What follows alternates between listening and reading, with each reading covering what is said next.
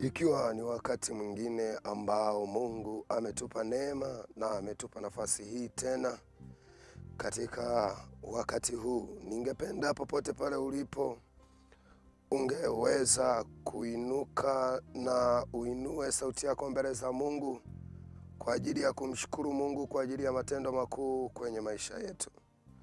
Kwa sababu namna ambavyo yeye amekuwa mwema na amekuwa wa pekee ni kwa namna ambavyo haiwezi kuelezeka wala haiwezi kutafsirika kwa akili za kibinadamu. Maana ukiangalia namna ambavyo Mungu amekuwa mwema, ukiangalia namna Mungu ambavyo amekuwa silaha, na ukiangalia namna Mungu ambavyo amekuwa ngao, na ukiangalia namna ambavyo Mungu amekuwa taa, na ukiangalia namna Mungu ambavyo amefanyika msaada nje na makusudio yetu, nje na matarajia yetu, tunabaki tunashangaa. Kwa hiyo tuna kila sababu ya kumshukuru na kumuinua huyu Bwana kwa ajili ya matendo yake makuu kwenye maisha yetu. Maana yeye ndiyo nguvu zetu, yeye ndiyo msaada wetu, yeye ndiye aliyetoa uhai wake kwa ajili yetu, yeye ndiye aliyejivika aibu ili kusudi heshima kaivua kutupa sisi, akakubali kuaibishwa. Kwa nini usiinue sauti yako? Hebu inua sauti yako mahala ulipo. Huu ni wakati mwingine tena na ni wasaa mwingine tena. Mando robo shandaraba katalabadaba yandereba karabadabadaba zorodo kuriantele mando robo riandarabadaba hiyagadere gados ketere gados kaparade shegeduse ke paradusha roko paragados ke penduzandara gados kapada yakarodo shente legeduse kete bradaba rakete regedos ke peregedos katande mantu rogoda sigi bagada. Baba, ninakushukuru kwa ajili ya pendo lako la zawadi ya uhai ndani yangu. Maana ninaelewa uhai ndio unaonipa nafasi ya kusogea mbele zako. Ninaelewa kuna wengine wanatamani kuzungumza kama mimi hivi mbele zako, lakini vinywa vyao haviwezi kwa sababu ya magonjwa. Kuna wengine wanakuazimisha tu kwa vilindi vya mioyo yao, lakini kwa sauti ya namna hii hawawezi Bwana. Lakini mimi umenipa neema pamoja na huyu mtumishi wako, pamoja na hao wateule wako ambao umewapa neema wakati huu na usiku huu wa leo. Acha Bwana tukuinue na kukutukuza, maana wewe umekuwa mwema na umekuwa mwaminifu. Tunakuinua kwa pendo lako na kwa uzima wako. Tunakuinua kwa neema yako na kwa mkono wako. Wewe ambaye ni uhai na uzima, wewe ambaye ni taa na afya, ndiye tunayekuinua majira haya na wakati huu. Bwana, uliyechagua miili yetu kwa ukao wako, ukaacha kukaa kwenye dunia, ila ukachagua dunia ukachagua kukaa duniani kwa njia ya miili yetu, ila haukuweza kuenea kwenye dunia yote, ukakubali kuenea kwenye mwili wangu. Baba, ninakushukuru kwa hiyo nafasi ya uchaguzi wako ndani yangu. Ninakuinua Mungu usiyeshindwa, maana wewe umeanzisha kazi njema maishani mwetu, nasi tuna kila sababu ya kukuinua. Bwana, wewe uliyeanzisha kazi njema ndani yetu, tunakuinua Mungu uliye hai. Radu shandere koriantara dabadaba hakorianto rodobo shandelegada rakarede bashandara badabadaba. Baba, ninajua hata sio vitu vingi, ninajua ni neema tu na damu yako ya agano iliyomwagika msalabani ndiyo inayotufanya sisi tuweze kusimama mbele zako. Ridaba shandara katalabadabadaba. Maana ninajua kuna damu za njiwa zilitolewa, Kuna damu za mbuzi zilitolewa, kuna damu za ng'ombe zilitolewa, kuna damu za wanyama mbalimbali zilitolewa, lakini hazikutosha kutengeneza agano lililo bora. Ila damu yako mwanakondoo Yesu Kristo ilipotolewa ilitengeneza agano bora, na hili agano ndilo linalotupa amani ya kuweza kusogea mbele za kiti cha rehema kwa ujasiri mbele ya uso wa Bwana. Ni kwa sababu ya ile damu na lile agano uliloamua kulitoa kupitia damu yako, Bwana Yesu. Nasi tuna ujasiri wa kukikaribia kile kiti cha neema na rehema kwa ujasiri, ni kwa sababu ya lile agano la damu yako. Agano la damu yako ndo limetupa tiketi na nafasi ya kuweza kusogea mbele zako na kuomba pamoja na wewe, Bwana. Mando roko ridaba shanderegada rakateregedos kaparadaba yakarabadaba riando roko sandaraba mantaragadadabadaba yakarado shandarabadaba. Katika jina la Yesu Kristo aliye hai, Baba, ninakuinua kwa rehema zako. Asante kwa ajili ya kujitoa kwa ajili ya maisha yetu. Asante kwa kukubali kuaibika kwa ajili ya maisha yetu. Mando rodobo shanderekata rakateregadoshketerema yanterebadabaragadoshkeperedosha rakataradabadaba yakaramanelekozaraba yakarabababu shadadadadaba rakarabababu shadadadadaba rakaradabadaba yandere koriandaraba yakaramamamamamamama shakata rokoriantarabadabadabadaba roko sandaraba katalabadaba rakatelemando robo sandarabadaba roko shandalaba katalabadabadaba rakaridaba shandalaba katalabadaba rokoriantele gada gada gada gada gada robo shandalaba sakatalabanda. Endelea kuomba mahala ulipo ukimshukuru Bwana. Mwambie tu, Baba asante. Riandaraba katalabadaba robo riandele kozandele kaparadaba yakarabadaba shandarabadabadaba roko riandele bakatalabadaba. Baba, kwa rehema zako na neema zako, nasi tunakuinua na kukushukuru we Bwana. Asante kwa ajili ya wakati huu, asante kwa ajili ya wasaa huu, asante kwa ajili ya neema hii, asante kwa ajili ya kibali chako na upendeleo wako ndani ya maisha yetu. Tunakuinua Mungu wetu na Baba yetu, katika jina la Yesu Kristo wa Nazareti, mwana Mungu aliye hai. Neema hii na fadhili zako, Bwana, tunakushukuru tena, tunakuinua tena, tunasema asante kwa pendo lako.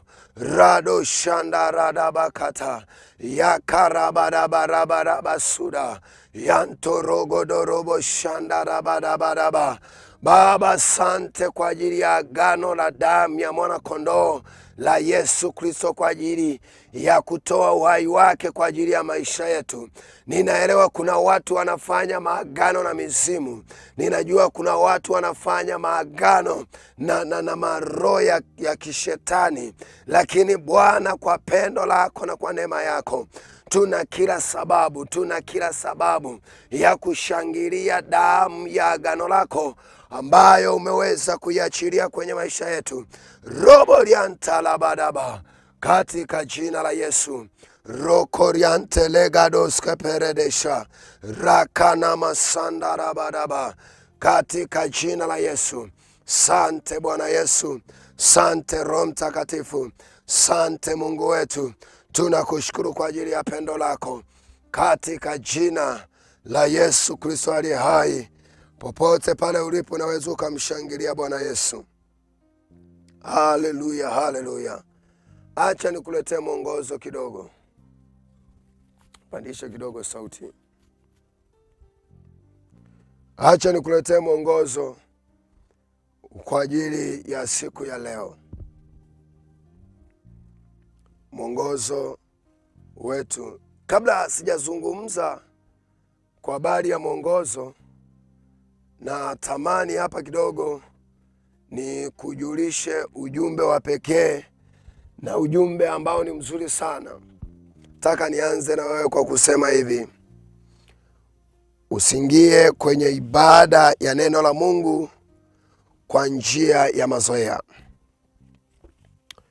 Kitabu cha Mwanzo ile sura ya 28 na ule mstari wa 16, na 28 mstari wa 16, Biblia inasema kwamba Yakobo akaamka katika usingizi wake, akasema, kweli Bwana yuko mahali hapa, wala mimi sikujua. Huyu ni mtu ambaye alikuwa anajua, alikuwa hajui kwamba ameamka, amelala tu ameamka, lakini hajui kwamba kumbe eneo alilopo kuna Mungu. Na wewe unaweza ukawa unaamka, lakini pamoja na kwamba unaamka, lakini hauoni kwamba Mungu yupo. Ninachotaka kukwambia kwamba ondoa hiyo mentality ya mazoea. Kuna mtu mmoja alizoelea uwepo wake, akazoelea namna ya kuamka, na jinsi ya kuyaendesha mambo na namna ya kuenenda katika mambo hayo, akazoea. Huyu mtu yuko kwenye kitabu cha Waamuzi ile sura ya 16 na pale kwenye mstari wa 3. Alafu tutarudi kwenye kitabu cha Yakobo cha Mwanzo. Kitabu cha Waamuzi ile sura ya 16 na ule mstari wa 3. Biblia inasema hivi. Nitasoma mstari wa 3 alafu nitaenda zeni mstari wa 20. Mstari wa 3 anasema hivi: basi Samsoni akalala hata usiku wa 8, akaondoka katika usiku, akaishika miimo ya lango la mji na miimo yake miwili, akaing'oa pamoja na komeo lake, akajitwika mabegani, akaichukua hata kilele cha mlima ule unaokabili Hebroni. Huyu ni mtu ambaye alikuwa hajaweka mazoea. Yani alikuwa anajua kwamba nikiamka ninafanya kazi yangu kama inavyotakiwa. Nikiamka ni kuomba, sio kusikiliza tu na kubaki nimekodoa macho. Lakini huyu mtu alipozoea, jaribu tuone, twende mstari wa 20. Huyu mtu alipozoea, yani kama wewe ambavyo umezoea, yani imekuwa kama kawaida. Mstari wa 20 anasemaje? Mstari wa 20 anasema, kisha akasema Samsoni, Wafilisti wanakuijia. Akaamka katika usingizi wake, akasema, nitakwenda nje kama siku nyingine na kujinyosha, lakini hakujua ya kuwa Bwana amemwacha. Huyu ni mtu alikuwa amezoea. Ukiachilia mbali na roho ya kuzoea, hautaweza kugeuza chochote. Mtumishi wa Mungu, popote pale ulipo, ningependa kabisa hii roho ya mazoea, ya kuzoelea ya kwamba umekuwa ukiamka tu kwamba nimeamka saa fulani nitaomba, nimeamka muda huu nitaomba. Yani unaweka mazoea. Yakobo hakutaka kuzoea. Alipoamka pale katika usingizi wake, akasema, hakika Bwana alikuwepo mahali hapa. Kwa nini na wewe usitumie nafasi hii kusema Mungu yuko hapa, usiku wa leo atanihudumia? Nataka nikwambie kwamba Mungu hana umbali. Popote pale Mungu anaweza kafika. Wakati Mungu wa Agano la Kale alikuwa anaweza akatengeneza umbali, lakini alikuwa anashuka kwa mikataba. Alikuwa anaweza akashuka kwa mkataba wa jambo fulani, akimaliza mkataba huo anaondoka. lakini awamu hii alivunja ule mkataba, akaamua kushuka mazima na kuondoa ule mkataba na lile kongwa la kushindwa kukaa kila eneo. Ndio maana utaona roho ya Bwana ikaonekana kwa Samueli, kwa wengine haionekani. Mara roho wa Bwana akamjilia Samsoni, akafanya mambo makubwa. Baada ya hapo roho ya Mungu ikaondoka.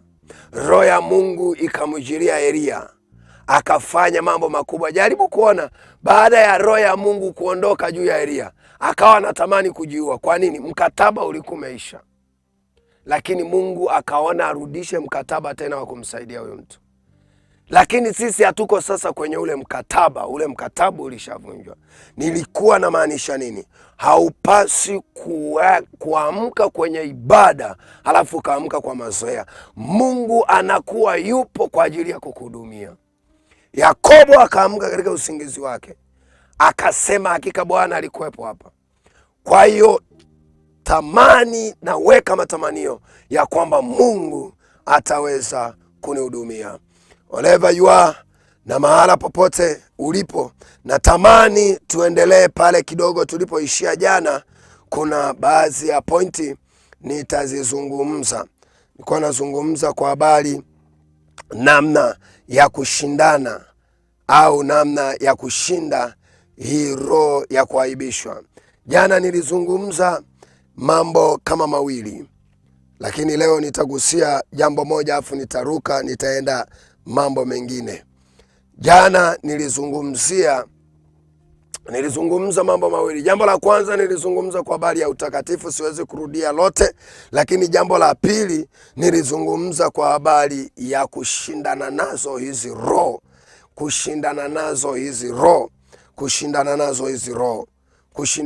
hizi roho. Nikazungumza kwa undani yote maeneo haya. Lakini leo jambo la tatu ambalo linaweza likakupa ushindi ili kuweza kushinda hizi roho ni kupitia wapa kwa mafuta wa Mungu, mabano kujinyenyekeza chini yao. Yaani ili kusudi uweze kushinda kutoka kwenye hizi roho hataki za aibu na kufedheshwa, ni lazima kupitia wapa kwa mafuta walioaminiwa na Mungu kuweza kusimama mbele yako na wakaweza wakazungumza neno kwa ajili yako. Kwa nini wapa kwa mafuta wa Mungu? Kwa sababu wao wanalo neno la kuweza kukuvusha. Unaweza ukasema kwamba mimi nitawekeza katika kutunza yatima na wajane, si mbaya, ni sahihi. Unaweza ukasema kwamba mimi nitawekeza katika kusapoti huduma, si mbaya, ni sahihi. Lakini kuwa na mtu ambaye ana neno juu yako, maana yake ninaweza nikamaanisha nini? Ninamaanisha kuhani anayeweza akatamka jambo lako likaenda. Kuna watu hawasapoti yatima, kuna watu hawasapoti wajane, kuna watu hawasapoti chochote, lakini wana makuhani wanaowatamkia tu wasipite kwenye mabaya. Ninapozungumzia kuwa na kuhani, kwa sababu kuhani ndiye anayepewa neema ya kukuvusha kutoka eneo moja kwenda eneo jingine. Yeye ndiye anayepewa neema ya kukufungulia mlango, kwamba muda huu ni muda wa kufunguliwa mlango kuelekea eneo fulani, ni muda wa kufunguliwa mlango kwenda kiwango fulani, ni muda wa kukutangazia jambo fulani. Na hata mitume pamoja na utume wao hawakuweza kwenda, pamoja na kwamba walikuwa wazoefu wa miji na maeneo, lakini hawakuenda kwa jitihada zao, ila walienda kwa sababu kuna neno lilitamkwa. Biblia inasema kwamba akawaambia, nendeni mpaka kijiji kinachowakabiri, mwende mkaandae meza mahali pale, tutakuja kufanya meza. Yeye katamka neno, nendeni mpaka kijiji kile, na wameenda kwenye lile eneo na wamefanikiwa. Kwa nini? Kwa sababu ya tamko. Yesu anamwambia Petro ya kwamba tweka mpaka kirindini, ni kwa sababu ya lile neno alilotamka, akapata matokeo, akaondoka kwenye aibu ya kuto kupata chochote. Kwa hiyo maisha yako yanahitaji mtu atakayeweza kutamka kwa habari ya maisha yako. Ibrahim, pamoja na kwamba alikuwa amechaguliwa na Mungu, lakini kuna mtu alikutana naye na akampa matoleo, na yule mtu akambariki, ndipo maongezeko yakaendelea. Kwa hiyo kwenye maisha yako unahitaji mtu wa Mungu anayeweza kuiamuru hatima yako na kesho yako, kuzungumza kwa habari ya maisha yako, na ile aibu ikafutika jumla. Mtu wa Mungu, sio kwamba kusema hivi ndo tunatengeneza mazingira ya kwamba tuwafanye. Sisi tunachowafanya ni kuwa wanafunzi wa Mungu. Kuwa mwanafunzi wa Mungu ni sehemu ya kupata eneo litakalo kuelekeza. Ungekuwa haukuhitaji mwalimu, usingeenda shuleni. Kwa hiyo ili uweze kushinda hizo roho za aibu na kuaibishwa, unamhitaji mtu atakaye simama mbele yako. Unamhitaji mtu atakaye simama mbele yako, atakaye tamka mbele yako, atakaye zungumza kwa habari yako, atakaye tamka kwa habari yako na jambo lolote kwenye maisha yako. Kwa nini mtu wa Mungu? Jambo la kwanza, kwa nini mtu wa Mungu? Jambo la kwanza, mtu wa Mungu amebeba neema na funguo za kukufungulia mema. Narudia tena, kwa nini mtu wa Mungu? Maana mtu wa Mungu amebeba neema na funguo ya kukufungulia mema na baraka kwenye maisha yako. Haleluya. Jambo la pili, kwa nini mtu wa Mungu? Mtu wa Mungu, kwa sababu mtu wa Mungu anafanyika kuwa sehemu ya wewe kupokea taarifa na ujumbe sahihi kutoka kwa Mungu. Kwenye kitabu cha Samueli ile sura ya kwanza, Biblia inasema kwamba Samueli ile sura ya kwanza, Biblia inasema kwamba wakati wa Samueli alipokuwa anataka kuzungumza, Mungu wakati alikuwa anataka kuzungumza naye, hakuweza kutumia lugha ngeni, ila alitumia lugha ya mwalimu anayekaa naye ambaye alikuwa akiitwa Eli.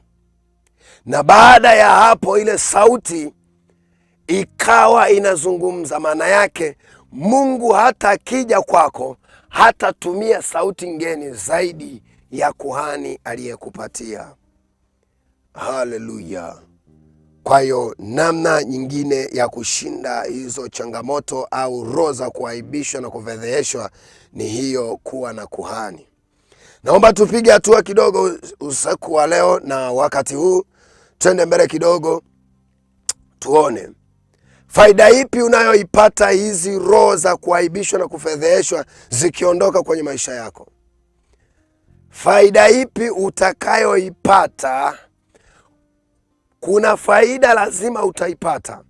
Hizi roho za kufedheheshwa na kuaibishwa zikiondoka juu ya maisha yako, lazima kuna faida na kuna matokeo ambayo yatapatikana. Hakuna kitu kisichokuwa na matokeo, lazima matokeo yawepo. Jambo la kwanza ambalo utafaidika nalo, jambo la kwanza ni kurudishiwa hadhi na heshima uliokuwa nayo mwanzoni. Narudia tena, faida ya kwanza utakayoipata, haya maroho ya kuaibishwa na kufedheheshwa yakiondoka kwako, jambo la kwanza ni kurudishiwa hadhi na heshima uliokuwa nayo. Hizi roho za kufedhehesha na kuaibishwa zikija juu ya mtu, zinaondoa au zinatoa ile heshima na hadhi na ile nguvu ya kusikilizwa inaondolewa kwako. nimesema kwamba unarudishiwa hadhi na heshima na kusikilizwa. Kwenye kitabu cha Yoeli ile sura, Yoeli, twende kwenye kitabu cha Yoeli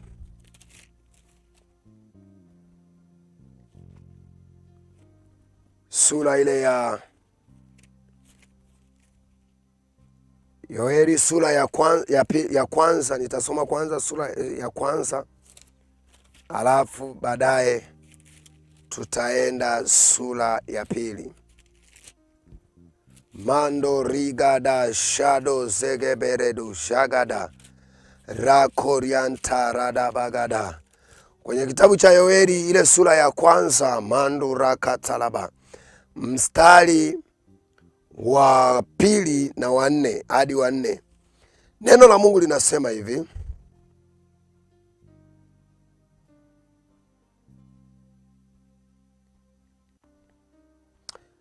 neno la Mungu linasema hivi, masoko tarabarabaraba, linasema hivi: sikieni haya enyi wazee, sikilizeni enyi wenyeji wote wa nchi.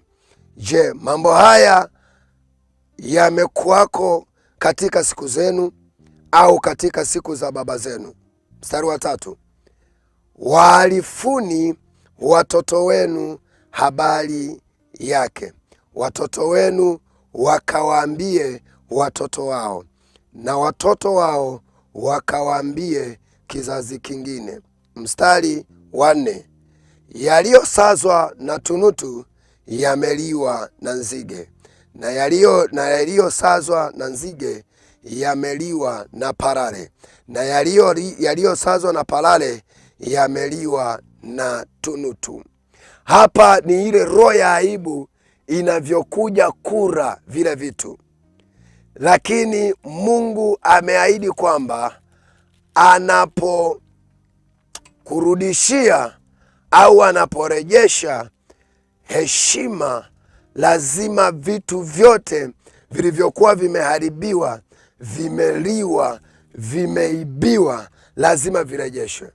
Yoeli ile sura ya pili mstari wa 25 na ule mstari hadi mstari wa 26. Yoeli, neno la Mungu linasema hivi kwenye kitabu cha Yoeli ile sura ya pili na ule mstari wa 25. Biblia inasema kwamba nami nitawarudishia hiyo miaka iliyoliwa na nzige. Maana yake ni kumbe roho ya aibu kuna vitu huwa inaondoa. Roho ya aibu huwa kuna vitu inakuja kuchukua. Ndio maana nimekuambia kwamba unarudishiwa hadhi na heshima na baraka juu ya maisha yako. Heshima iliyokuwa imeondoka kazini, heshima iliyokuwa imeondoka kwenye ndoa, haya maroho yanapoondoka, lazima heshima iwepo kwenye ndoa yako. Heshima iliyokuwa imeondoka kazini, haya maroho yanapoondoka, Mungu anarejesha tena. Mungu anarejesha tena. Kwa hiyo hadhi na heshima kurudishiwa ni jambo la muhimu. Tunapaswa kurudishiwa. Hatuwezi tukaomba, tukapigana, tukashindana na haya maroho, tukabaki idle. Ni kama chombo kukiosha na kumwaga maji yake kikabaki hivyo hivyo. Chochote kikija kudondokea mle kitakaa. Lakini kitokea kwamba tumekiosha chombo na kukiwekea kitu kinachotakiwa, maana yake hata kile kibaya kikidondoka kitaondolewa. Kwa nini? Kwa sababu kuna kitu kimekaa ndani ya hiko chombo. Wewe ni chombo cha thamani sana, ambacho chombo hiki kinahitaji kutunzwa, na kutunzwa kwake kinatunzwa kwa njia ya nini? Ya kurudishiwa hadhi na heshima ndani yako. Siku wa leo utakuwa unamwambia Bwana, rudisha heshima na hadhi iliyoondoka kwenye maisha yangu. kwa sababu ya haya maroho ya aibu. Rudisha hadhi na heshima kwenye maisha yangu. Lakini jambo la pili,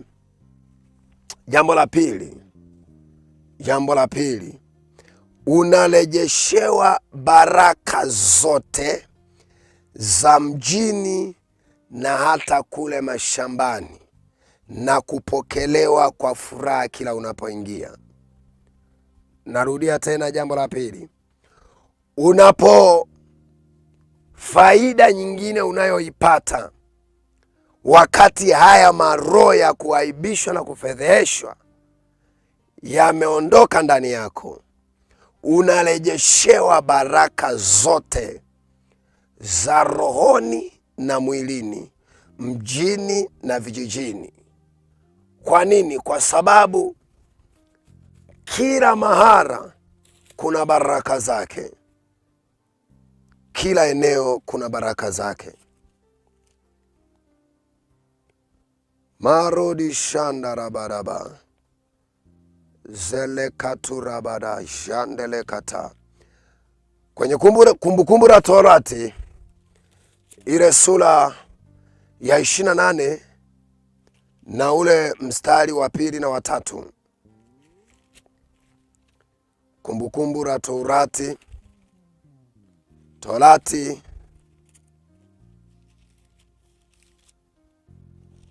28 kuanzia mstari ule wa 2 na ule mstari wa 3. Lakini ukipata muda naomba usome kuanzia mstari wa 1 mpaka wa 14. Ukipata muda soma hii. Mimi nimechukua tu vipande hivi viwili. Anasema mstari wa 2, na baraka hizi zote zitakuijilia na kukupata ukisikia sauti ya Bwana Mungu wako, utakapoisikia sauti ya Bwana Mungu wako. Mstari wa 3, utabarikiwa mjini, utabarikiwa mashambani. Kwa nini ametaja utabarikiwa mjini? Kuna wengine ambao mko mjini, wazazi wenu waliwaandikiwa kukaa mjini ili wakutane na baraka za mjini, wakaamua kukaa vijijini. Maisha ya vijijini yakawa magumu kwa sababu ya kutokujua location. Lakini haya maroho ya kuaibishwa yaliwafunga wazazi, wakabaki vijijini. Ndio maana wewe umebahatika kuwa mjini, lakini na wewe haujui. Lakini kwa sababu ya yale maroho ya kufedheshwa, yanakuvuta kurudi kijijini ili na wewe ukaendelee kubaki hali ile ile. Lakini jambo la pili, amesema utabarikiwa mashambani. Mashambani kuna nini? Mashambani kuna ufugaji. Unaweza ukafuga vitu havifugiki. Maroho ya aibu yalikuwa kila ukijaribu kufuga kuku siku hiyo, yani ndo wewe siku hiyo ya kwanza wewe ndo umeanza kufuga kuku na vifaranga umevinunua, ndo siku ya kwanza unakuja ugonjwa mpya usiokuwa na dawa ili kukuaibisha tu. Kuku wote wanakufa. Umeenda zako umenunua nguruwe ili kusudi ufuge, halafu ndo siku hiyo unashangaa mbweha na wanyama wa ajabu wamekuja, wamevunja banda, wamekula nguruwe wote, wamekula vitoto vyote vya nguruwe. Umenunua visungura vyako vifuge, lakini kwa sababu ya maroho ya aibu ndo yanayofanya hivyo. Mungu amesema kwamba sasa ile atmosphere ya roho ya aibu ikiondolewa na ikawekwa mbali na wewe, basi Mungu anatamia na wingu lake lile la baraka juu yako, na hii baraka inakuja juu yako. Anasema kwamba utabarikiwa mjini, utabarikiwa mashambani. Kuna baraka zetu ziko mjini ambazo waliandikiwa wazazi wetu. Mjini kuna biashara, mjini kuna kazi mjini kuna mambo mengi ambayo yanaweza yakakuunganisha ukatembea katika baraka ya Mungu kwenye maisha yako. Lakini mashambani kuna mashamba, kuna kulima. Chochote unachokilima kinakuwa kinafanikiwa. Lakini kukiwa kuna maroho haya ya aibu, wewe ndo siku hii umeenda kulima matikiti na ndio unakuja ugonjwa mwingine, matikiti yanakuwa kama ngumi, hayakui. Kwa nini? Maroho ya aibu. Lakini yakiondolewa, utavuna kila kitu na kitakuwa kikubwa kwenye maisha yako.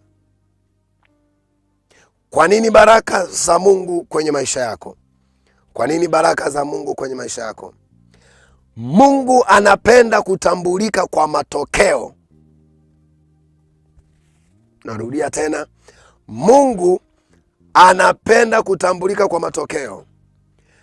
Kila mahala popote Mungu anapoweka partnership na mtu ya kumbariki, ya kumfanya awe mkuu, ni lazima Mungu atajitambulisha tu. Mungu hawezi akakubariki na ukabaki hali ile ile. Angalia kwa mtu mmoja anaitwa Ayubu pamoja na mtoto wake Isaka. Isaka inatokea njaa, Mungu anamwambia baki katika nchi hii wala usiondoke, nitakubariki. Kwa nini? Mungu ameahidi kumbariki na kumpeleka kiwango kingine. Lakini kwa sababu ya sisi kutokujua na kwa kutokufahamu, haya maroho ya aibu kuingia kwenye maisha yetu na kuweza kutuondolea baraka zote kwenye maisha yetu. Jana nikakwambia hivi, Mungu hafanyi kazi mahala palipo na uchafu. Mungu anafanya kazi mahala palipo na usafi. Maana yake haya maroho machafu yakiondolewa, yakatupwa mbali, yakawekwa mbali na wewe, Mungu anakuja kufanya kazi na wewe. Anakuwa partnership wako kwenye kazi yako. Karama sobradi janda rado sagida gadu zaradabadia rado shanda ragado sketelemando rokotaya daba. Lakini jambo jingine la tatu, faida nyingine unayoipata, haya maroho ya aibu na kufedheheshwa yanapoondoka au yanapoondolewa kwenye maisha yako kama hivi ambavyo yameondolewa, jambo la tatu unalopewa, my God, hili ndio jambo pekee. Jambo la tatu unalopewa, unapewa nguvu ya kumiliki na kutiisha kila mamlaka. Narudia tena, unapewa nguvu ya kutiisha na kumiliki kila mamlaka. Yaani utatiisha kila mamlaka, yaani utatawala kila eneo, kwa sababu maroho ya aibu yameondolewa juu yako. Hebu ambatana na mimi kwenye kitabu kile cha Yeremia, ile sura ya kwanza. Yeremia ile sura ya kwanza na ule mstari wa 9 na wa 10.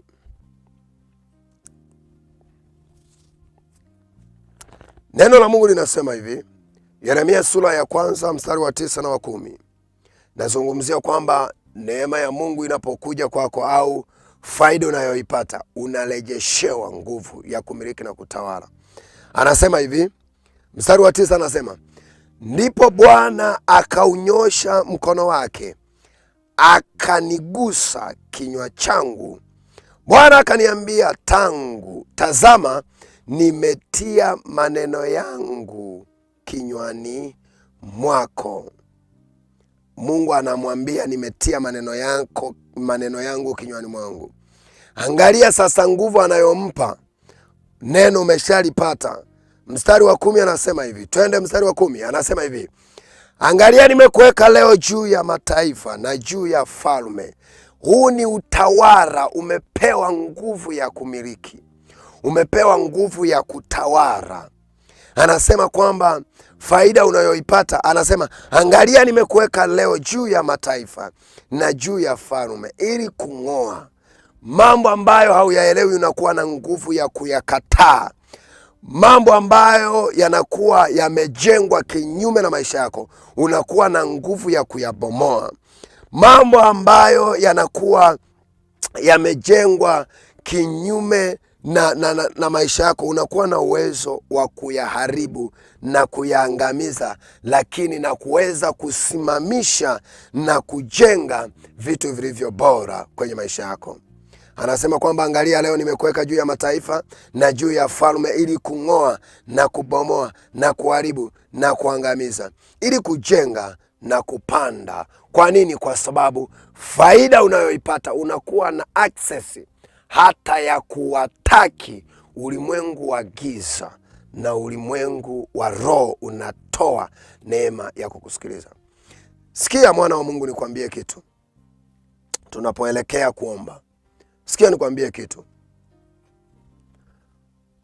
Mungu anapoachilia neema ya wewe kumiliki na kutawala, ni kana kwamba amekuamini hapa duniani uyafanye yale ambayo angeweza kushuka yeye kuyafanya. Lakini maroho ya aibu haya yanapoingia kwenye maisha ya mtu, yanamfanya Mungu akae mbali nasi, lakini tunashindwa kufocus na kufanya jambo lile ambalo Mungu anakuwa amelikusudia kwenye maisha yetu. Kwa hiyo kumiliki na kutawala, tunamiliki. Ninapozungumzia jambo la kumiliki, vitu ambavyo haukuwa navyo unaweza ukawa navyo. Vitu ambavyo vilikuwa vimeondoka kwako vinaweza vikarejeshwa, kwa sababu umepewa nguvu ya kumiliki na kutawala kwenye maisha yako. Kwenye kitabu cha Mathayo ile sura ya 11 na ule mstari wa 12. Nataka tufike hapo tuone, na hitaji pia muda wetu wa kuomba tuweze kuomba. Mathayo 11 mstari wa 12. 11 Mathayo 12 mstari. Neno la Bwana linasema hivi: tazama, tangu siku za Yohana Mbatizaji hata sasa ufalme wa mbinguni hupatikana kwa nguvu, na wale wenye nguvu wauteka. Kwa nini wenye nguvu ndio wanaouteka? Kwa sababu hauwezi ukateka maeneo, hauwezi ukamiliki maeneo, hauwezi ukasema ukamiliki wateja, ukasema kwamba na kwa mamlaka nilionayo, kama Mungu hayupo. Kuna wateja unapaswa kuwashikilia kwa maombi. Kuna watu unapaswa kuwashikilia kwa maombi. Mtu mmoja akasema hivi: kilichopatikana kwa maombi kitalindwa na maombi, na kilichopatikana kwa hekima kitatunzwa na hekima. Hekima ikikuishia, hicho kitu kimepotea. Kilichopatikana kwa uongo, inabidi uongo uendelee, kwa sababu siku ukisema ukweli kimepotea. Kwa hiyo kilichopatikana kwa maombi kinapaswa kitunzwe kwa maombi. Kwa hiyo heshima ya pekee utakayoipata ni kupewa nguvu ya kumiliki. Kuna maeneo tunatamani kuyamiliki, kuna maeneo tunatamani kuyaendea na kukaa nayo, lakini kwa sababu ya haya maroho ya kuaibishwa na kufedheshwa, yamekuwa yakituondoa kwenye nafasi zetu. Ninahitaji usiku huu na wakati huu, popote pale ulipo, uweze kwenda mbele za Mungu. Twende tukaombe usiku wa leo. Tuna hizi ni prayer point 3, ambapo tutaanza na prayer point ya kwanza ya kurudishiwa hadhi na heshima. Chochote, heshima yoyote iliyokuwa imechukuliwa, hadhi yoyote iliyokuwa imechukuliwa, Mungu airudishe. Heshima yoyote iliyokuwa imechukuliwa, hadhi yoyote iliyokuwa imechukuliwa, ninataka nikwambie, jikaze usisinzie. Jikaze usisinzie. Naomba usimame kama unaweza kusimama mahala ulipo. Kama unaweza ukasimama, simama kabisa. Nataka uende ukaombe ukamwambia Bwana, ninahitaji unirudishie heshima. Ninahitaji unirudishie hadhi niliyokuwa nayo. Kuna heshima ambayo Mungu ameikusudia juu yako. Sema: Baba, katika jina la Yesu, usiku wa leo ninaomba Bwana unirudishie hadhi na heshima ndani ya maisha yangu, kwa jina la Yesu, kwa jina la Yesu, kwa jina la Yesu.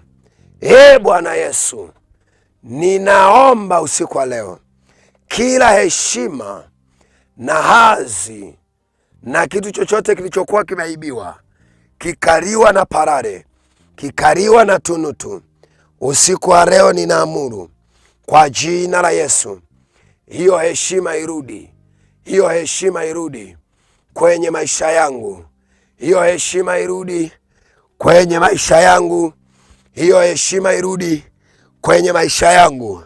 Aya, anza kuomba, anza kuomba, anza kuomba. Mwambie rudisha heshima yako, rudisha, rudisha, rudisha, rudisha. Umeshaelewa kwamba haya maroho yameshaondoka. Rudisha sasa heshima yako, irudishe, irudishe heshima yako, irudishe heshima yako.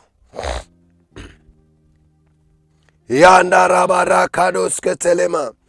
Ninashangaa unavyoomba kwa kujihurumia. Nimekuwa nikikwambia kwamba namna nzuri ya kuomba na shetani asitawanye akili yako ni kuomba kwa kujisikia, ni kuomba kwa sauti yako. Hakikisha unaitoa sauti yako. Radobo shandarabakaturaba rema koriandere makuriandere bakataraba riamakatorobo shandarababababa. Baba, ninarudisha heshima yoyote iliyokuwa imechukuliwa juu ya mama huyu. Ninairudisha, ninairudisha, ninairudisha. Bwana, ni wewe umesema kwamba utairejesha yale yaliyoliwa na tunutu na parare, yale yaliyoliwa na roho ya aibu yarudi. Ile heshima iliyokuwa imechukuliwa na roho ya aibu na kufedheshwa irudishwe katika jina la Yesu. Rando robo shanda raba kariandele makarabadaba rakarabadaba riandere karamasuda rabadaba ya karamando robo riandele katalaba baba robo riandele karuda bashanda raba gadarabadaba. Narudisha heshima yako, narudisha heshima yangu, narudisha heshima kwenye kila eneo katika jina la Yesu Kristo wa Nazareti, mwana Mungu aliye hai. Baba, yaliyokuwa yameliwa na parare ninayarudisha kwa jina la Yesu. Yaliyokuwa yameliwa na tunutu nayarudisha kwa jina la Yesu. Yaliyokuwa yameliwa na nzige, yaliyokuwa yameliwa na aibu, yaliyokuwa yameliwa na fedhea, yaliyokuwa yameliwa na kuaibishwa, ninayarudisha juu ya maisha yako kwa jina la Yesu Kristo aliye hai. Ile biashara iliyokuwa imekufa ninairudisha kwa jina la Yesu. Ile ndoa iliyokuwa imekaribia kuvunjika ninairudisha kwa jina la Yesu. Rado shanda laba katalaba rado shegedeba zegedegedege duragadagadiba rande regadagado segeberegedoko sikabadagada yakarabadagado segeberegedege sagadagada yarorobo yandoroko paradaba riakarama shandarabaraba riakuna mandele korianda yantelegadaba rakaramandele katalabadabaraba. Rudisha, rudisha, rudisha, rudisha, rudisha, rudisha, rudisha. Kwa nini urudishe? Mungu amekupa neema. Lolote utakalo liongea lazima lifanikiwe. Chochote utakacho kizungumza lazima kifanikiwe. Mando robo shanda laba katalaba rakarado shanda laba katalaba rakarababa baba yandele kata roko riande le katalaba riando robo koriande le bakata riama karudaba shandalaba rakaramande le katalaba. Ninarudisha kila heshima, ninarudisha kila hadhi, ninarudisha kila baraka, ninarudisha kila upendeleo, ninarudisha kwa damu ya Yesu. Narudisha heshima yangu iliyokuwa imechukuliwa kwa sababu ya roho ya aibu. Ninarudisha kwa jina la Yesu. Ninakuombea kwa damu ya mwana kondoo, ile heshima uliyokuwa nayo, ile heshima uliyokuwa nayo, ile heshima uliyokuwa nayo kazini, ile heshima uliyokuwa nayo wakati unaoa na kuolewa, ile heshima uliyokuwa nayo ikachukuliwa kwa sababu ya roho ya aibu. Labda roho ya aibu fulani hivi ilikuingia, labda yamkini roho ya aibu iliingia kwa njia ya zinaa. Ninairudisha hiyo heshima kwa jina la Yesu. Makarodo shandelegada rakoriantelegabadaba rakarabagadarabado shededebe begederegedegeduza makarabaгадарабade shanda mantelekata rokorindarabakata rokorima shandalaba rokoporodosiba rokorina makarandaba randeleketelebagадaba rakana mashandalaba yagarabariandelebo sandalaba yakarababariande rekoriandele masida yakeremando robo sandalabagada yagaragadele makatura barabaraba yanderemo sadadadaba yakaramandele kozerida baraba yeremando robo riandaraba katala barabaraba. Tunarudisha heshima kwenye maisha yetu, tunarudisha heshima kwenye kazi zetu, tunarudisha heshima kwenye ajira, tunarudisha heshima kwenye ndoa, tunarudisha heshima kwenye uzao wetu, tunarudisha. Mimi kama mtumishi wako Bwana, ninarudisha kila heshima uliokuwa umenivika katika jina la Yesu Kristo wa Nazareti, mwana Mungu aliye hai. Mando roboriante makerebo sandelegaba rakele makatuba yanteleketelema rokoridaba shandaradaba riamakorendele makata yakeremando robo sandalaba rakarabababababababa rakaramandeleketelema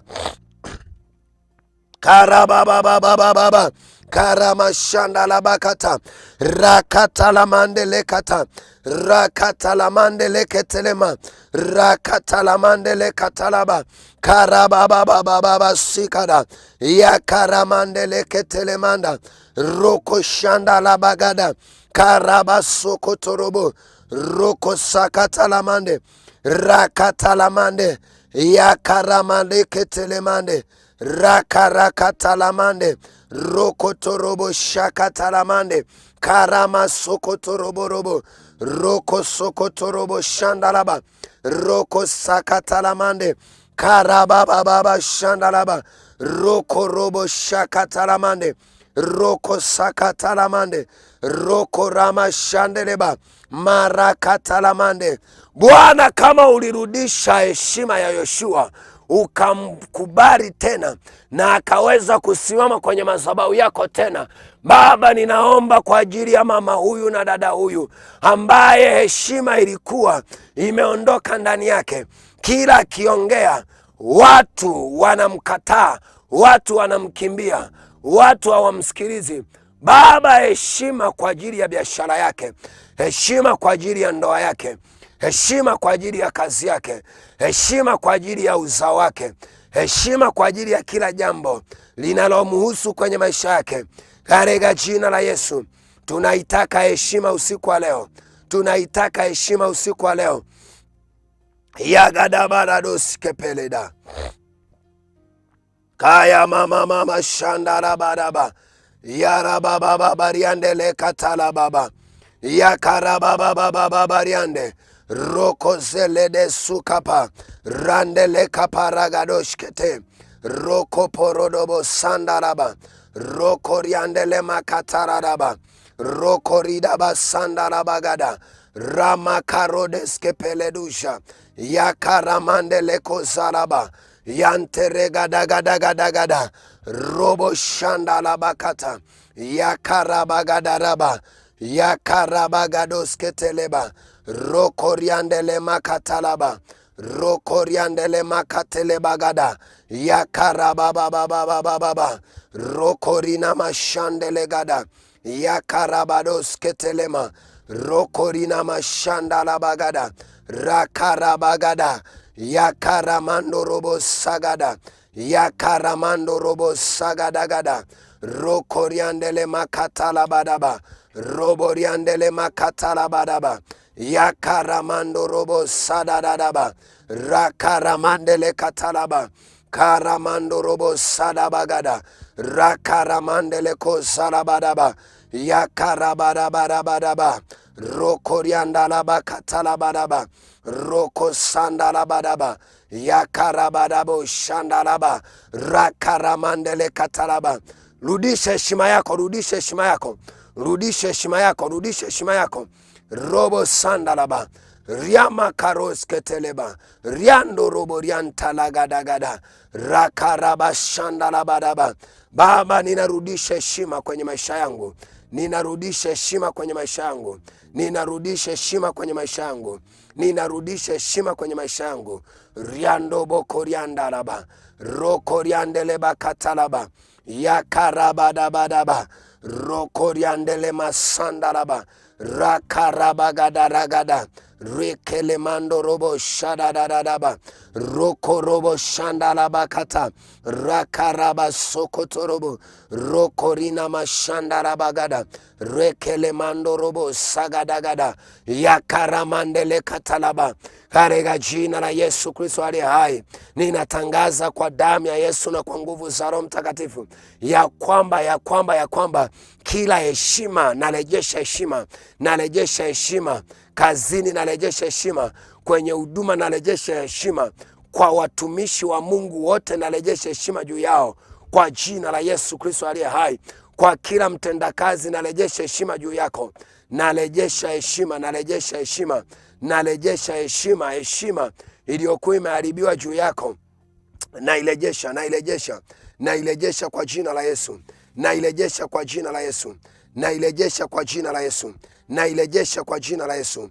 Riandele makatalaba, riando robo koriandalaba, yakarabagada, rakaramando robo, robo shandalaba, rakaramandele kaparadaba, yana mama shandalaba, yakarabagadabagada, rakarabarabaraba, yakaramando robo sandaraba, yakaramandele koserida badaba, yakarabadabadabadaba, yantelegados keteremanda, yakaramando robo sakatalaba, yakarabababababa, yanderemo shagadagada, yakarabadabadaba, yanderema kariando robo sadalabagada, yakarabababababa, yanderebo yakataraba, rokoriandalaba, yakarabadagadia, yanto robo shagada, romoriantelegada, romoriantelegada,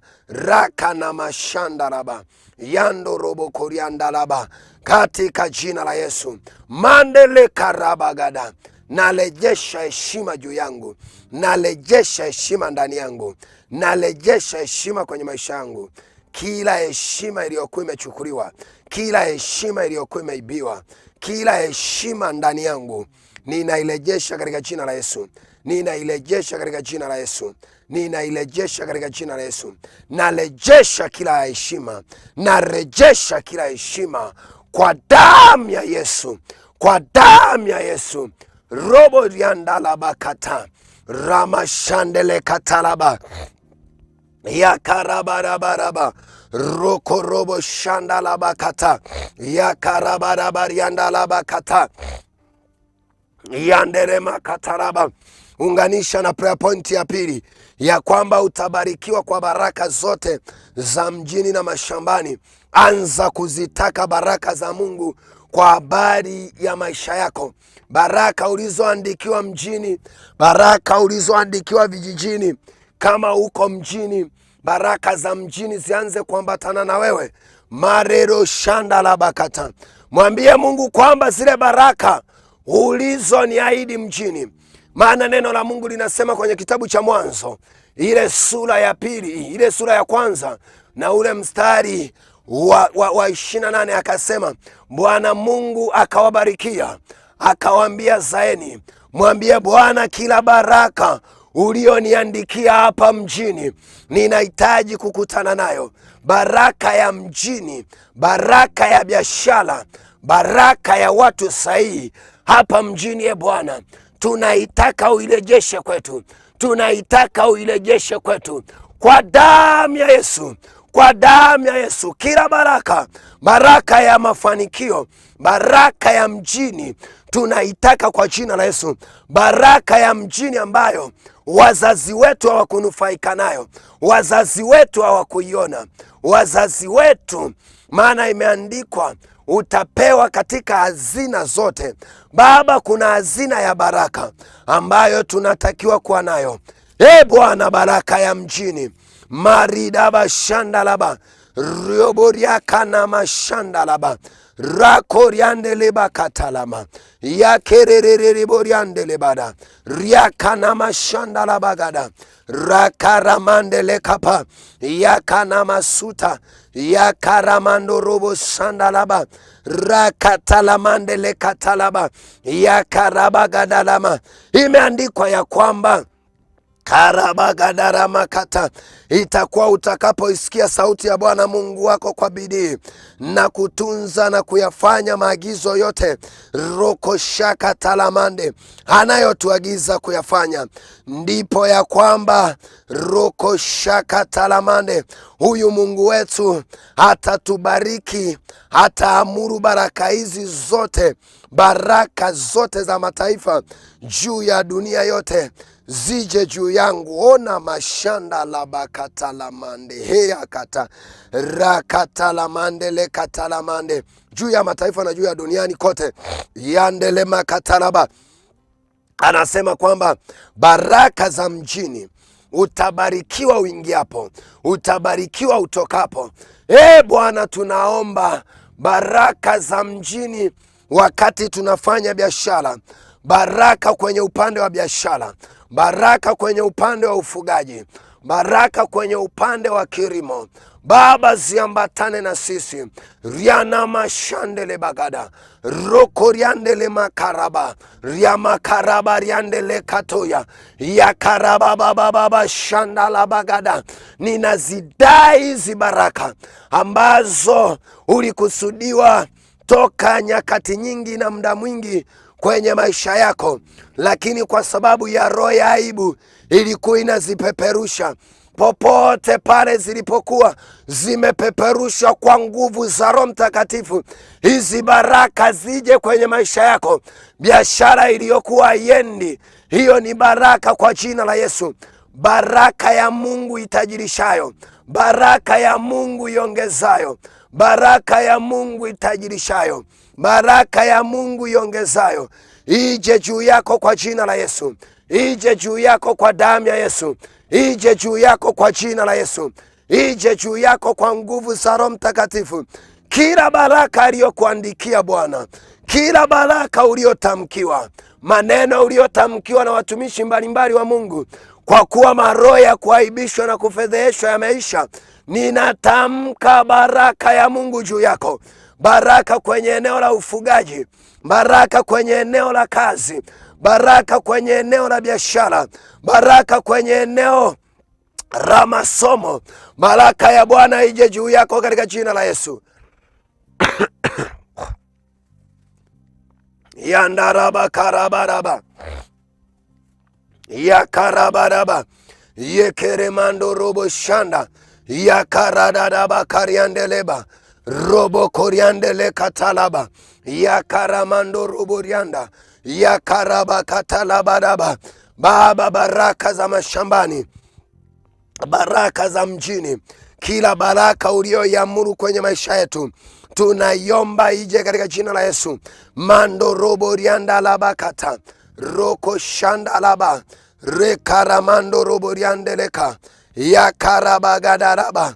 Mwambie Bwana, baraka zako juu ya maisha yangu, baraka zako juu ya maisha yangu. Rama shanda laba. Usikubali usingizi ukakupitia katika jina la Yesu. Mando robo riandele kapa yakaramandele kapa yando robo riandeleka janda ramakata yando roko riandeleba yakarabariandeleba yakarabarabaraba yando robo shanda labakata yandele karabagadalaba yaraba mama shanda.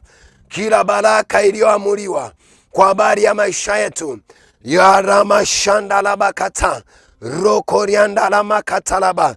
Neno la Mungu linasema kwamba roko shandalaba katalaba, roko shandalaba gada, baraka hizi zitambatana na wewe. Anasema uzao wa tumbo lako utabarikiwa. Roko shagadalaba, uzao wa nchi yako. Maana yake ukizaa, kila utakachokizaa kiendane na baraka yako. Kila utakachokirima kiendane na baraka yako. Kila utakachokifuga kiendane na baraka zako. Amesema kwamba mstari wa 4, utabarikiwa uzao wa tumbo lako. Mashakatalaba, maana yake watoto wako wanaweza kubarikiwa, lakini anasema kwamba na uzao wa nchi yako na wenyewe utabarikiwa. Mandaraba katalaba, uzao wa nchi yako na uzao wa wanyama wako na uzao wa mifugo, uzao wa wanyama wako na mifugo na maongeo ya ng'ombe wako na wakondoo na wadogo na wakondoo zako, wote hao watabarikiwa katika jina la Yesu Kristo aliye hai. Baba, tunaomba baraka za mashambani, baraka za ufugaji, baraka hizi ziambatane na sisi, maana haya maroho ya kufedheheshwa na kuaibishwa yameondoka juu yetu. Tunatamka katika jina la Yesu, tunatamka kwa jina la Yesu. Kiri baraka za Mungu juu yako, kiri baraka za Mungu juu yako, kiri baraka za Mungu juu yako. Mandeleka talabaraba, anasema litabarikiwa kapu lako la kukandia, chombo chako cha kukandia kitabarikiwa. Utabarikiwa uingiapo na utokapo katika jina la Yesu. Roko shagadarabaraba, kwa sababu ya baraka za Mungu, Mungu anawafanya adui zako kuwa chini yako. Wale waliokuwa wanakuchukia, hizi baraka za Mungu zinapokuwa juu yako, kila adui yako anakuwa chini yako. Riando robo riantalaba, rakarama shandalaba kata, rokoriandele makadaraba, riandele makariandele kaduza, yakarabaro shadadadaba, yakaramandele koziraba, yakanama shandele kada, rokoriandele ma, yakarabadabadaba, riakaramandele kaba, rokorobo shandalaba, rakaramando robo sakata, rakaramandele kata, rakatalamandele kosharaba, rakatalamandeleba. Baraka za Bwana zije juu ya maisha yetu. Mwambie Bwana, baraka zako ziambatane na mimi. Riando robo riantelegaba, rabababa shandele kaba, roko riandele masekete, rakana mashandalaba, rakaramandele katalaba. Baba, ninatamka baraka. Umesema ya kwamba tutabarikiwa mjini, tutabarikiwa mashambani, tutabarikiwa tutokapo, na kwa sababu ya baraka maadui zetu watakuwa chini yetu. Kumbe namna ya kuwashinda maadui sio kupigana nao, sio kurushiana nao maneno.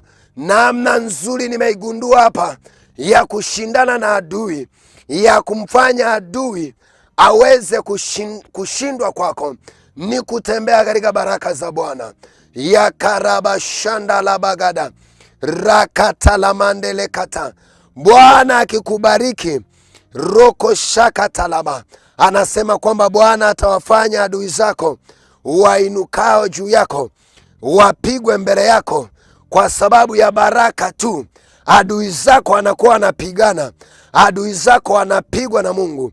Makaraba shanda la bakata, roko robo shanda la bakata, ya karamando roko sakata. Watatokea kwa njia moja kuja kukuaibisha, lakini watatawanyika kwa njia 7 kwa aibu. Robo shanda la bakata laba, wale wanaokaa vikundi kuaibisha watu, wale wanaotumiwa na shetani ili wawaibishe watu. Ana makaraba, baraka ya Mungu inapokuwa juu yako, hawa maadui wanakuja kwa kikao kwa njia moja, lakini wanatawanyika kwa njia 7. Wanatawanyika na aibu. Wao ndio wanakuwa wanaaibika, wao ndio wanakuwa wanaaibika. Ninatangaza juu yako katika jina la Yesu ya kwamba hao maadui zako wakaaibishwe wenyewe, wakaaibishwe wenyewe. Walijikusanya kikao kwa ajili ya kutunga uovu juu yako, kwa ajili ya kutunga uovu juu yako. Ninatangaza na kuamuru katika jina la Yesu ya kwamba watawanyike juu yako, watawanyike juu yako kwa sababu ya baraka hizi. Baraka hizi zije juu yako. Bwana kubariki mashambani, Bwana kubariki mjini, Bwana kubariki utokapo, Bwana kubariki uingiapo, katika jina la Yesu.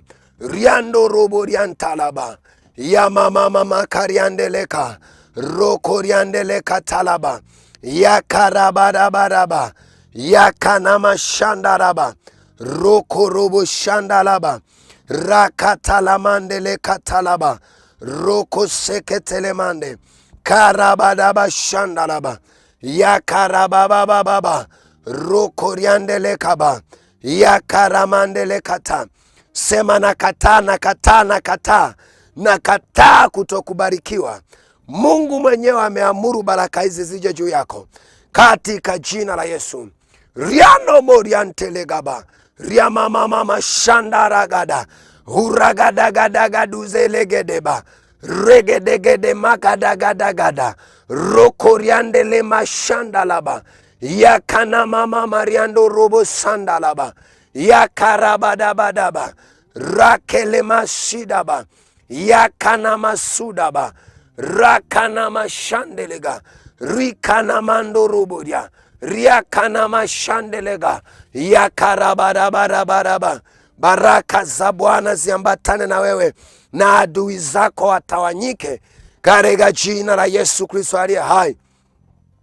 Kaya mandele katalaba yagada yando robo sandala bagada rakana mashandele kadaba. Unganisha na ombi la tatu ya kwamba Bwana atakufanya kumiliki na kutawala, atakupa nguvu ya kumiliki na kutawala. Manderekele mashandalaba. Unganisha na hiyo point hapo.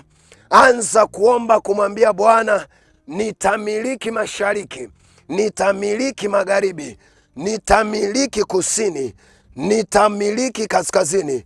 Anza kuomba ombi hilo la wewe kumiliki na kutawala.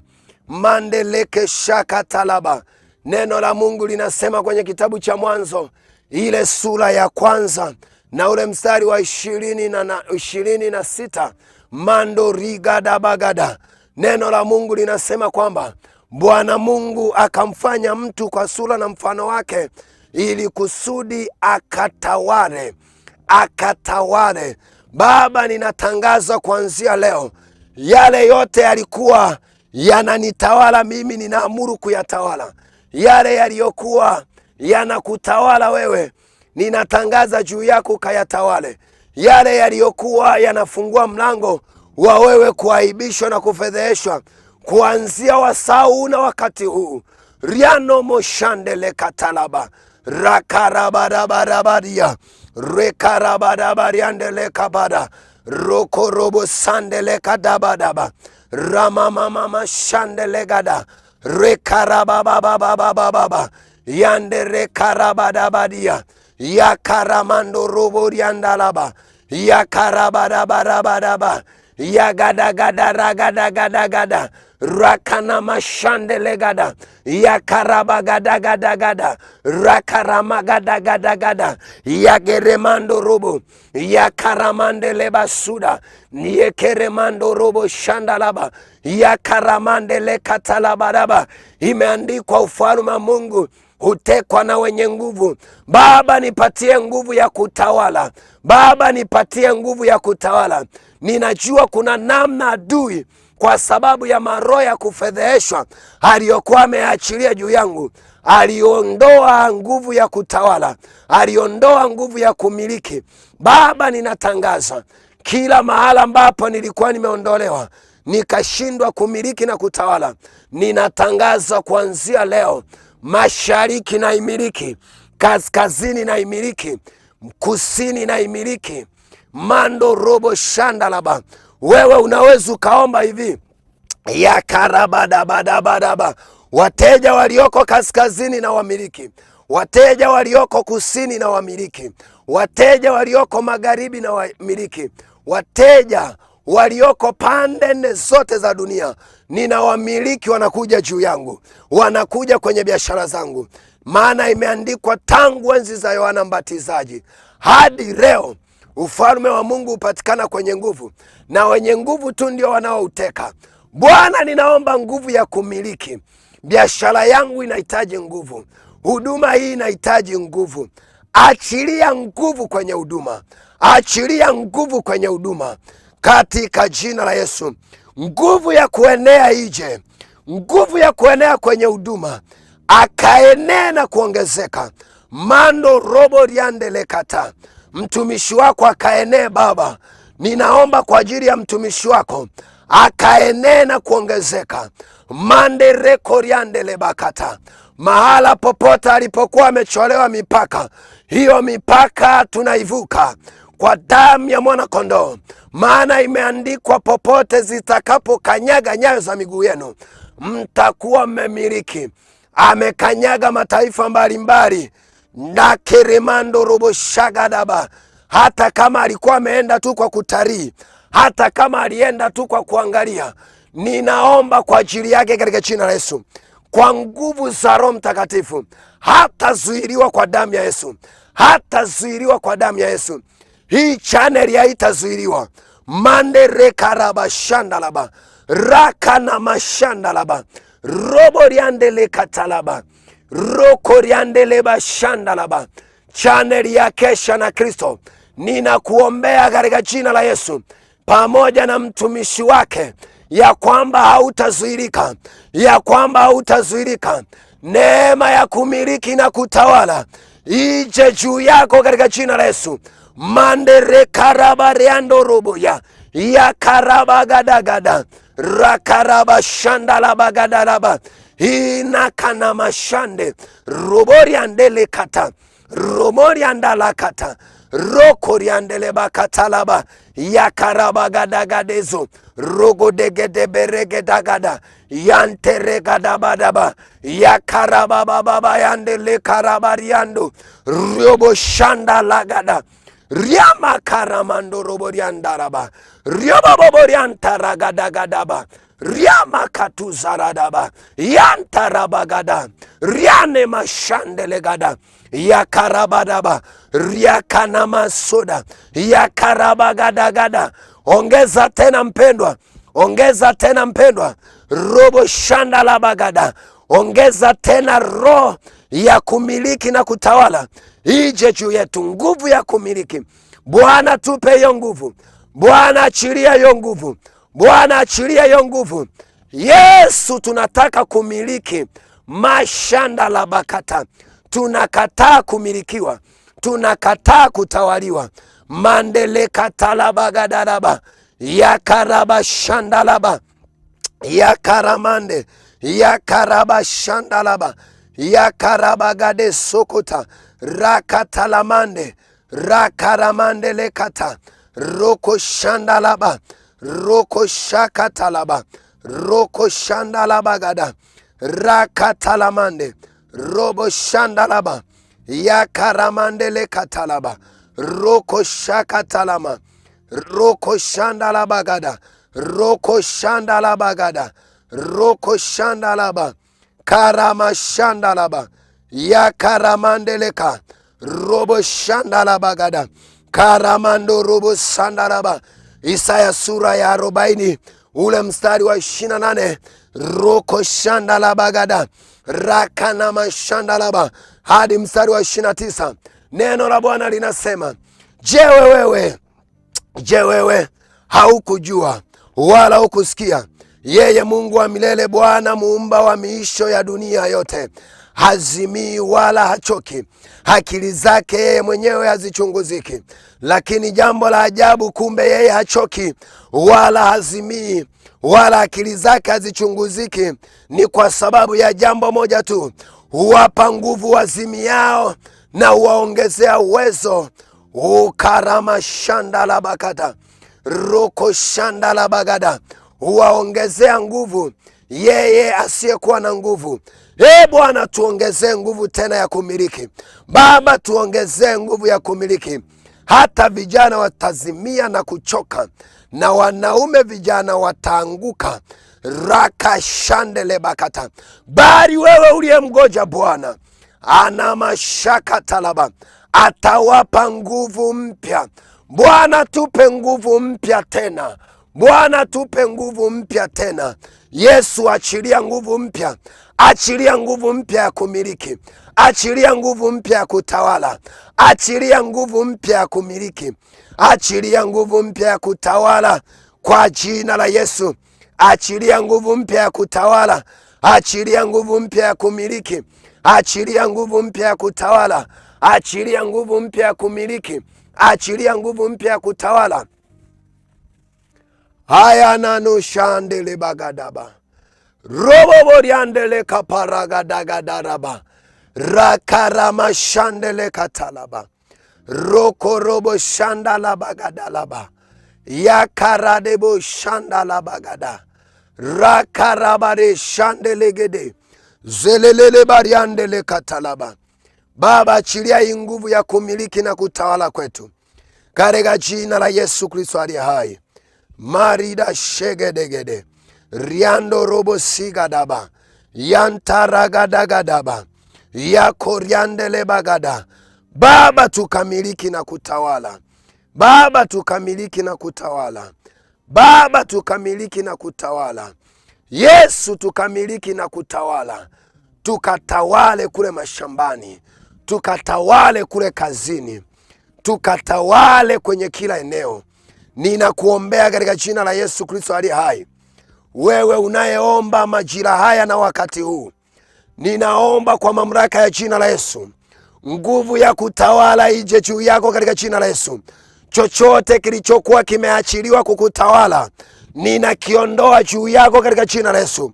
Badala yake nguvu ya kutawala na kutisha ije ndani ya maisha yako. Ije juu ya huduma yako. Ije juu ya biashara yako. Ije juu ya uzao wako. Ije juu ya kazi yako. Ije juu ya kila jambo linalokuhusu, kwa damu ya Yesu na kwa jina la Yesu. Riana mashandele kaba. Riando roboria karabadaba. Le karamande le keruda shandaba. Ya karababa rindara koriandeba. Ya kerere mandoro korianda. Shandele makaraba. Ya karabadaba suda. Riandele makarabadaba. Ya karamandele kozida bada. Arababababa shandala bagada. Roa Bwana, roa Bwana. Rakaramandele kata. Tunaiomba hii neema ya kutawala. Tunaiomba hii neema ya kutawala kwenye maisha yetu. Tunaiomba hii neema ya kutawala tena. Mandele kasala bagada. Yamkini tulitawaliwa kwa sababu ya kutokujua. Yamkini tulimilikiwa kwa sababu ya kutokujua. Awamu hii kwa kuwa tumejua, roho za kuaibishwa na kufedheheshwa zikiondolewa, tunapaswa kutawaliwa. Tunapaswa kutawala. Badala yake hatutaki kutawaliwa. Mandele karabashanda. Yamkini ulikuwa unatawaliwa na magonjwa, unatawaliwa na tabia fulani. Ninatamka neema ya kutawala hiyo tabia kwa jina la Yesu. Ninatamka neema ya kutawala hayo magonjwa kwa jina la Yesu. Robo shanda laba yakata. Rakarama shakata laba. Rokoriandele makata. Yakarababababa shanda. Makoriandele korianda laba. Riando robo shanda laba baba. Aya de shade shadera do shadidamanda bagada. Yarere makoriandele katalaba. Baba, yaliyokuwa yametutawala kwa nguvu zako tunaenda kuyatawala. Yale magonjwa yaliyokuwa yanatutawala kwa nguvu zako tunayaondoa. Hatutatawaliwa. Aibu zilizokuwa zinatutawala hazitatutawala sisi. Karama shandala. Andele karudaba shanda. Zele karodobo shandalaba. Chochote kilichokuwa kinatutawala, chochote kilichokuwa kinatutawala, chochote kilichokuwa kinatutawala hakitatutawala. Hebu kataa kutawaliwa, kataa kutawaliwa, kataa kutawaliwa. Umepewa mamlaka ya kukanyaga nyoka na nge na kazi zote za ibilisi. Kataa kutawaliwa. Sema sitatawaliwa kuanzia leo. Sitatawaliwa na chochote. Maana mimi nimejua na nimefahamu ya kwamba ninahitaji kutawala. Manderekarabashandaba. Sitatawaliwa na roho ya aibu. Sitatawaliwa na roho ya fedhea. Sitatawaliwa na roho ya kuaibishwa. Badala yake mimi nitatawala. Nitatawala nitokapo. Nitatawala niingiapo. Nitatawala kila eneo. Aruda bashanda la bakata. Roko shanda la bagada. Roko riandele bakata. Maridabo shandele kada. Agada baridado sedeba. Roko rima shandalaba. Yakaramando robo sandalaba. Yakarababa yanda. Roko riandele karabade shadaba. Roko riandele makaramandele gada. Yakaramandele kozira mande. Katika jina la Yesu Kristo aliye hai. Mandaraba shandalaba. Katika jina la Yesu. Ninaomba na ninatamka juu yako mtumishi wa Mungu popote pale ulipo, ya kwamba kuanzia leo hautatawaliwa, badala yake utatawala. Yote yaliyokuwa yanakutawala hayatakutawala tena. Kinyume chake utatawaliwa. Katika jina la Yesu. Kinyume chake usipotawala utatawaliwa. Lakini mimi ninakutamkia neema ya kutawala. Utawale biashara, utawale kazi, utawale magonjwa, utawale chochote kwa jina la Yesu, kwa jina la Yesu, kwa jina la Yesu. Na mkono wa Bwana uwe pamoja na wewe katika jina la Yesu. Na ninatangaza kuanzia leo ya kwamba maisha yako yaende hatua mpya. Tumeshaona roho ya aibu imeshaondolewa juu yetu, na muda huu ni wasaa kujiombea mema tu yaanze kuambatana na sisi. Mema tu yaanze kuambatana na sisi. Sema katika jina la Yesu, sitamaliza mwaka kwa kuaibishwa. Badala yake adui zangu ndio watakaoaibika. Sema tena Baba, katika jina la Yesu, sitamaliza mwaka na kuanza mwaka kwa kuaibishwa. Badala yake nitamaliza mwaka na nitaanza mwaka kwa kuwaona adui zangu wakiaibishwa katika jina la Yesu. Yoyote aliye kinyume na mimi aaibishwe na kufedheshwa yeye. Aliyekuwa ananitakia mabaya ya mimi kuaibika, ya mimi kufedheshwa, yeye ni muone yakimpata hayo katika jina la Yesu. Katika jina la Yesu. Amen. Mshangilie Bwana Yesu. Haleluya, haleluya. Mungu akubariki sana mtumishi wa Mungu kwa kuwepo muda huu kuomba. Maana siku zote huwa nasema hivi, hakuna mtu anayeweza kuomba kwa usahihi kuhusiana na maisha yako. Sisi kama watumishi wa Mungu huwa tunatoa kama kitu kinaitwa mwongozo. Kwa wewe ukubwa na uelewa utakao upata katika ule mwongozo, na Mungu atakavyozungumza na wewe, anakupa ile attention ya kuingia deep katika kuomba. Kwa hiyo usije ukasema kwamba tumeomba hapa ndo tumemaliza. Bado unayo nafasi ya kuendelea kuomba maombi haya. Yote haya maombi tuliyoyaomba, endelea kuyaomba.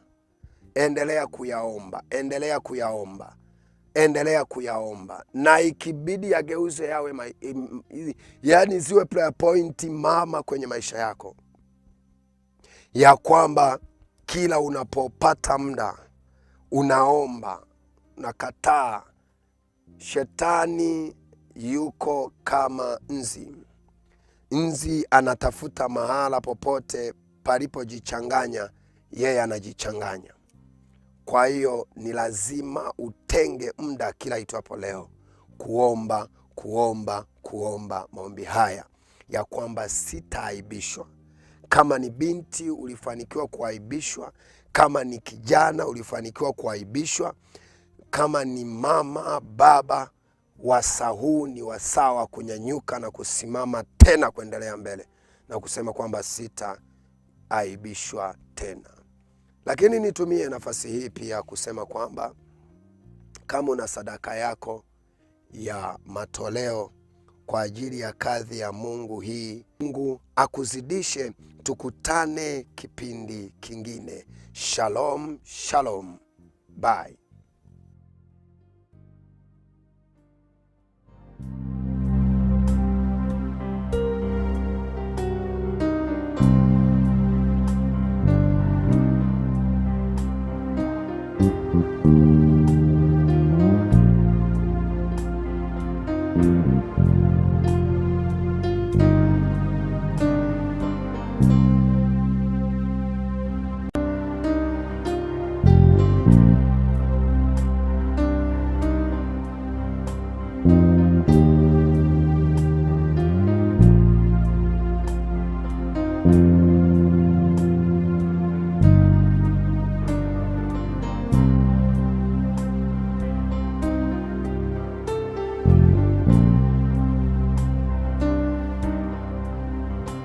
Thank you.